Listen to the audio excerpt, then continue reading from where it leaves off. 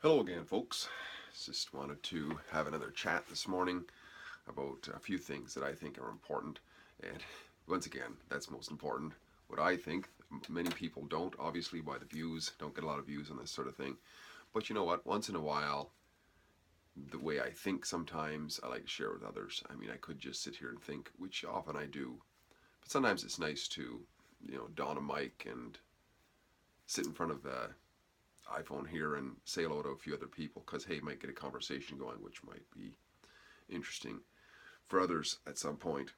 Now, this one I'm going to talk about has to do with what I would call antisocial behavior and how it's probably not the greatest thing. I mean, it's probably something that we can avoid, and by avoiding it, I think our quality of life can go up.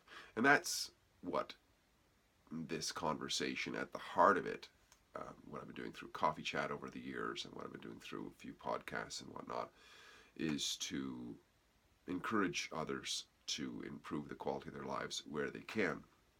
Now, what I see going on in the world, because it's kind of, when you look at the world, it can look awfully crazy, right? But I don't think it's ever really changed. I think it's always been a category of people or a spectrum of people. And on this spectrum of people, there's really, at one end, one group and one at the other. I would say it's producing classes and those who are the thieves or the predators of that producing class. And I think this has always been the case, though became much easier for especially the adept thieves to really pretend that they have a career or they're producing something, while in fact they're just mooching off the productive classes. And an example of this, it might not be the only example, but it's a good example, I think, where it really became systematized, the whole mooching system, which has to do with the incursion of the Aryan people into the fertile valleys, the Indus Valley, I think, in India. And in the process, they diluted or drove out the Dravidian people, who were the traditional, I guess you could say, the indigenous people of the Indian subcontinent at the time. And because they were able to occupy these fertile valleys, part of the reason, or part of the result was that they were able to refine agriculture. And agriculture has a few characteristics to it. Is the opposite, or it's different than hunter-gatherers, because hunter-gatherers, you're relying exclusively on when nature on its own has produced, the amount of deer, the amount of berries, and so on. So this has there's a difficulty here in producing surplus, because as the population grows in an area, it reaches its maximum because there's only so much benevolence of nature by itself. There's only so many deer, there's only so many berries, there's only so many wild oats that one can pick, and then that's it, right?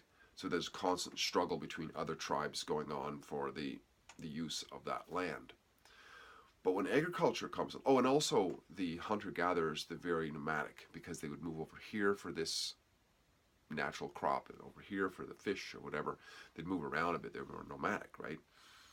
And it was very difficult for thieving classes then to come in and steal from them, because they had very little. So there wasn't cost-benefit analysis. Was you risk yourself getting killed for maybe a leg of a deer. I don't know. It wasn't that huge, right? And of course, if you try to occupy these people, they could just move on to another area. So it's very fluid. Things were very fluid. But with agriculture, there becomes a high investment in one area. Somebody puts down a crop, it takes a lot of convincing to drive him out of there, because he put a lot of investment into it, or he fenced an area, cleared an area, and put buffalo or cows in there. It's a lot of investment. So, and also because of the refining of the agricultural process, say one farmer produces a whole field of wheat. Well, it's much more wheat than he and his family could ever consume. So then there's that surplus which can then be sold or traded for something else. So there becomes this surplus of value in the community, which grows an area into great strength.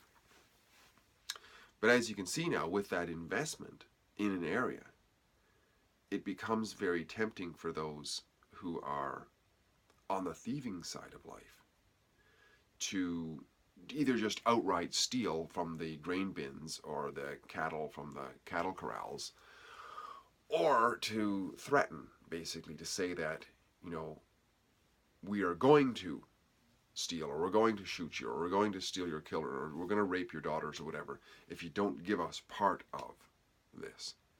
And this began the origins of the nation state, right? And taxation, which is basically threats to give over production for, and it's sold as a necessity, of course. So this is an interesting thing, and it's gone on for a long time. In fact, I was in a discussion with a guy from Iraq not long ago, and he was talking to me about the different Bedouin tribes. I believe it was Iraq, but it was somewhere in the Middle East anyway. The Bedouin tribes who roamed around different parts of that area. And there was different types of tribes. There was ones that would settle down for a longer period of time and maybe produce. Maybe they were fishermen, maybe they were tradespeople, maybe they were, subsistence farmers, and some, even slightly more than subsistence farmers. But anyways, they would establish themselves in an area. Then there was the roaming classes, or clans. And these roaming clans would thieve off of the ones who were stationary, because the ones who were stationary would produce, and they'd have an investment. It's harder to drive them out of their place. They'd rather give a bit for appeasement purposes, right? Because this is what taxation and so on really is. It's just appeasement. It's buying off or paying off the thieves so that hopefully they won't take the rest of it. And there becomes, and he said that in these relationships between these tribes, they would reach an equilibrium. So the thieving tribe would realize they can't steal it all, because then there's nothing to come back for. And the tribe that was thieved from, well, they realized they had to give some, or else they would get their punishment, right? So it becomes a symbiosis almost of these two classes, but it is ubiquitous. It's whatever we call it. I mean, and of course the thieving classes eventually call themselves noble for whatever reason. Now, there was a guy. This is interesting. There was a guy a few years back. He wrote a book called Liberalism as a Mental Disorder, and I remember reading the book at one time, parts of it anyway, and it's more of an American term where liberalism is synonymous with socialism. But that's not what it was meant to be originally. Liberalism, the liberal Democrats, or the liberal way, was more open to innovation and so on, right? It was somebody who was not stuck in the dogma of whatever the dogma of the day was. But liberalism became, in America anyway, synonymous with the term socialism. So I'd like to retitle an idea like that, which is that socialism is a mental disorder.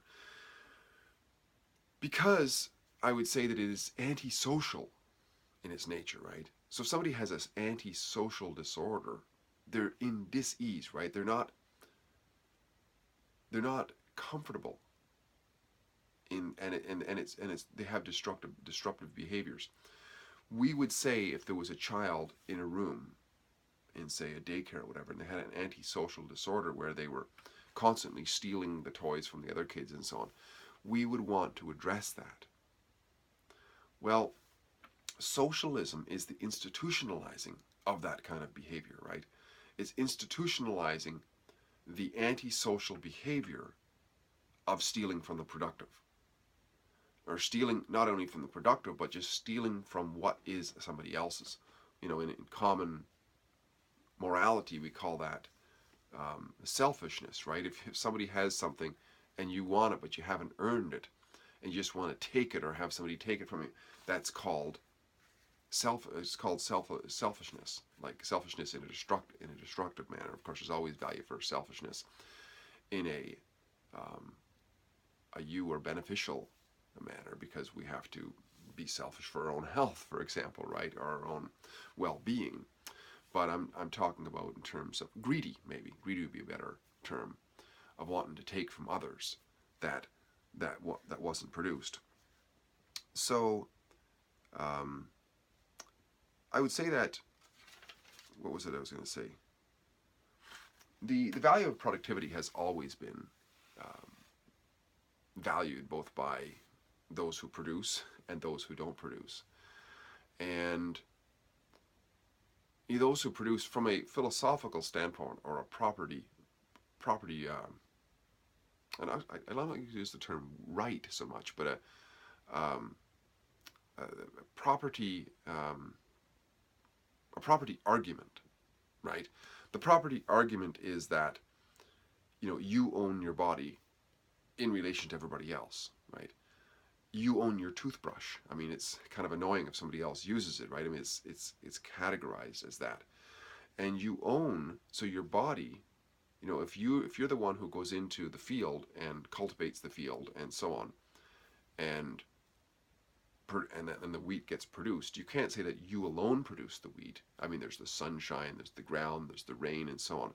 But with reference to other people, if you're the one who put the labor in to produce the wheat, then it is proper to you. That's where property comes from. It comes from the word proper. Just like your body is proper to you. You're the one who has the say over.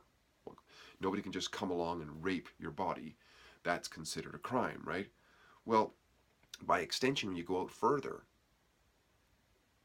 it's who has the greatest claim to what you produce. You put in work and so on, right? And that is, of course, a value or a principle, right? And this is why people who are on the producing side of life, and you see this in voting patterns and so on, of who votes for whom, right? They are more responsible, or they have the people who are more of the producing class are the ones who tend to be more moral and tend to be more principle based. You see this with these manifestos produced by people like Saul Alinsky, who were the people who inspired people like Hillary Clinton a lot, which is they openly say we have no principles. Because if you're going to say on one hand it's wrong to steal from others, but then you advocate the antisocial behavior of thieving through socialism, then it doesn't matter what you say. Your actions are showing that you have no principles in that regard. And when you let down fundamental principles, such as thievery, it's easy, very easy to go into the devaluation of life, where it's okay that there's a whole trail of dead bodies behind certain people, as long as they are on the certain spectrum, right, of the thieving class. And it's okay to kill unborn babies, for example, because there is no right and wrong. It's this nihilism that develops inside the thieving class, because there has to be the justification for improper behavior. Once again, proper to, like, or it's illogical, right? Because in logic, you have an equation which equals out to something. But if you're missing something on one side of the equation, and you say it equals out to this, then you're just saying it. It doesn't actually equal out to that. If you say that this property, which clearly was produced by this individual, actually belongs to somebody else, there's a disconnect in the equation. It's illogical, right? And this is why I'm saying that socialism is a mental disorder, because it becomes, the unreal becomes like the real. And it is amazingly ubiquitous, because we are, of course, social creatures, I would say. And when we are taught things from a very young age, it doesn't matter whether something is logical or not. It's that it is commonly acceptable and we want to belong to the tribe, and it becomes like real. Well, that's about it for today. Hopefully that shed some light on antisocial behaviors, and I think they can be avoided by just making the case logically to ourselves that what we produce is ours and what other people produce is theirs. Steve here again, great chatting. Talk again soon. Bye for now.